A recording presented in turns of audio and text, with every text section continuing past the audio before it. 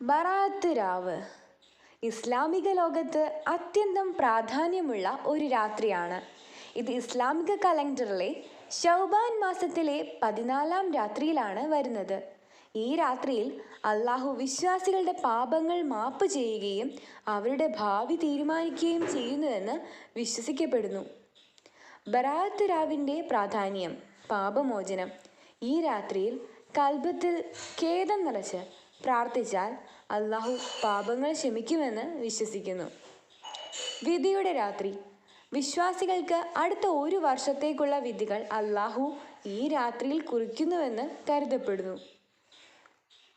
ഖബറുകൾ സന്ദർശിക്കൽ: ഈ ദിവസം മരിച്ചുപോയ വിശ്വാസികൾക്കായി പ്രത്യേക പ്രാർത്ഥന നടത്തുന്നതും നല്ല പ്രവൃത്തിയായി കണക്കാക്കുന്നു.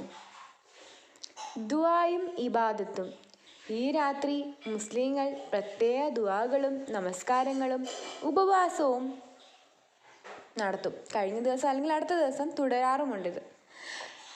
നബിചര്യ പ്രകാരം ബറാഅത്ത് രാവിൻ്റെ പ്രത്യേകതകളെക്കുറിച്ച് സൂചനയുണ്ടെങ്കിലും ഇതിന് വലിയ മഹത്വം നൽകുന്നത് വിവിധ മതപരമായ വ്യാഖ്യാനങ്ങൾക്ക് വിധേയമാണ്.